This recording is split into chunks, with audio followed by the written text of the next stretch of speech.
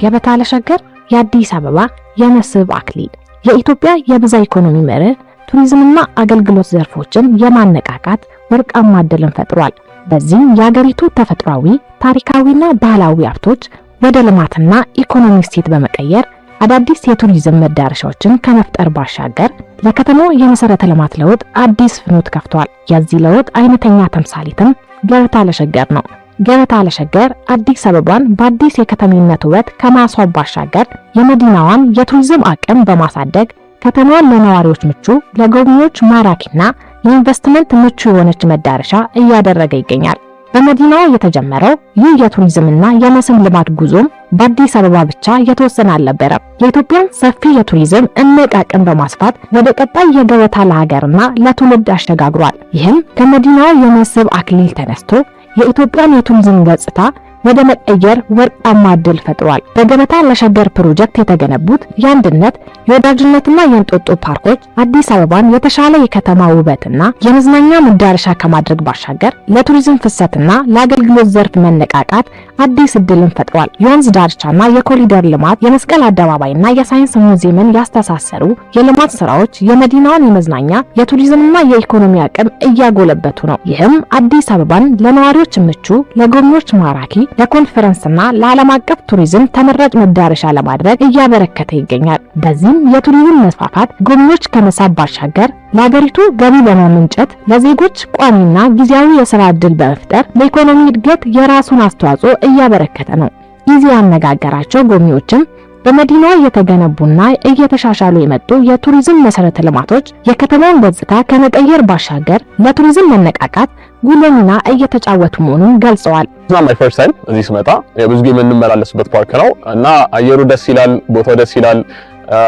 በቃስ ላይክ ኮዚ ይሆናል ምንዝናናበት ቦታ ነውና ሁሌ የምናዘወትረው ቦታ ነው። እኛ ብቻ አይደለም የተለያዩ ዜጎች እያየንበት ነው። የተለያዩ ሰዎች ሪኮመንድ የተደረጉ ነው ይሄንን ቦታ እና አይተው ብቻ አይደለም ወዶት ነው የሚሄዱት እና ላይክ የተለያዩ የውጭ ገቢዎች እያስገኘ ነው እና ሞር ደግሞ እንዲተዋወቅና እንዲወራበት የተደረገ ነው ሀገራችን። ስለዚህ it's very important እና it's very nice እንቅስቃሴ ነው ብዬ አምናለሁ።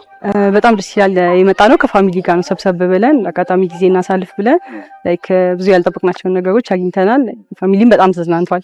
ደስ ይላል ማለት ሀገራችን ላይ እንደዚህ አይነት ነገሮች በቀላሉ አግኝተን በትንሽ ብር ማለት ጊዜ አሳልፈ ስትሄድ ስፔሻሊ ደግሞ ዊኬንድ ምናምን ሲሆን ከስራ ውጭ ሲሆን እንዲህ አይነት ቦታዎች ላይ መጣ ጊዜ አሳልፎ መሄድ ከፋሚሊ ጋር ሚሞሪ ነው ይበልጥ የተመቸኝ። አሁን ለምሳሌ እንጦጦን በጣም ነው የወደድኩት። ዳይኪንግ ምናምን ይሆናል በጣም አሪፍ ነው። ፍሬንድሺፕም እዚህም አንድነት ፓርክ እንጂ የኩባቸውን ቦታዎች በጣም ወድጃቸዋለሁ።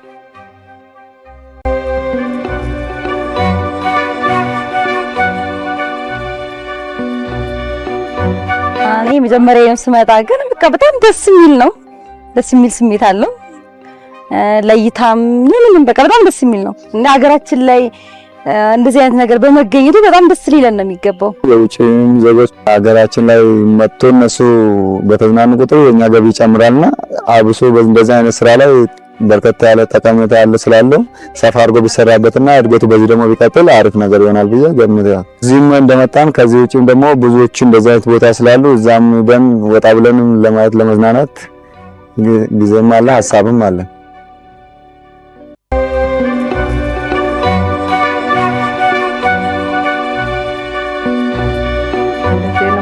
መፈጠሩ ሌላ ትርፍ ወጪ ከማውጣት ጠብቆናል። በአቅራቢያችን ባለ ቦታ ላይ ለመዝናናት በፊት ወደ ኩሪፍቱ ወደ ራቅ ወዳለ ቦታ ከሀገር ውጭም ልንዝናና እንችላለን። አሁን ግን እንደዚህ አይነት ቦታ መፈጠሩ አይምሮአችንም ሰላም እያገኘ እኛም እየተደሰትን አነስ ባለ ዋጋ ስለሆነ በጣም ደስተኛ ነኝ። በጣም ደስ ይላል። ብዙ ቦታ ሄደናል። ያው ከማዘርጋ ያንዳንዱን ቦታ የምትሄድባቸው ክፍያዎች ምናምን ቢኖረው ውስጥ ናቸው። ብዙ ነገሮች ደግሞ ተመረበት ከዚህ በፊት ያላያቸው ነገሮች የምታይበት ደስ የሚል ነገር ነው ያለው። ድሮ ክፍለ ሀገር ወደ ውጪ ምናምን እንመኝ ነበረ።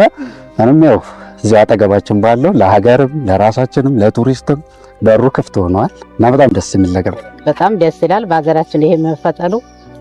ድሮ ይሄ አናየውም አይታይም፣ ሽፍን ነው በጫካ በምን የተሸፈነ ነው። አሁን ግልጽ ሆኖ እንደዚህ ሲታይ ገቢውም ራሱ የሀገራችን ጥቅም አለው። በጣም ደስ ይላል። ያው ደስ ይላል። አብዛኛው ማጠብቃቸው የሌላም ሀገር ዜጎች ስላሉ እና ደስ ይላል።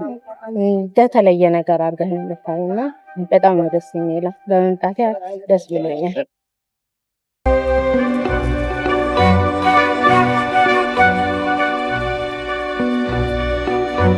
በተለያየ ጊዜ የውጭም የአገር ውስጥም ቱሪስቶች በየጊዜው እየመጡ የሚጎበኙት የተለያዩ ኩነቶች የሚካሄዱበት ስፖርቶች የሚካሄዱበት ትልቅ የቱሪዝም መስህብ የሆነ ፓርክ ነው ማለት ነው። በጣም ከፍተኛ ገቢ እያስገባ ያለ ፓርክ ነው።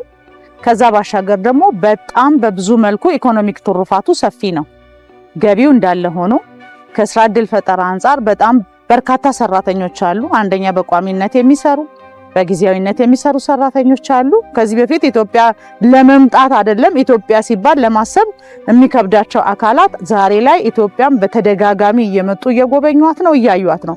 ይሄ ደግሞ ምንም ተአምር ኖሮት ሳይሆን ይሄ ስራ ስለተሰራ ነው። መንግስትም እንደ አቋም በአንድ ዘርፍ ላይ ብቻ የተንጠለጠለ ኢኮኖሚ ከመገንባት ይልቅ አሉን ብለን የምናስባቸውን ጠንካራ ዘርፎች በመለየት ከሱ ውስጥም ቱሪዝምን አንዱ በማድረግ እና በትኩረት በመስራት አሁን የምታየው ለውጥ መጥቷል ማለት ነው። ኢትዮጵያ ማን እንደሆነች አዲስ አበባ ምን እንደሆነ የሚያውቅ ዓለም አቀፍ ማህበረሰብ እየበዛ ነው የመጣው።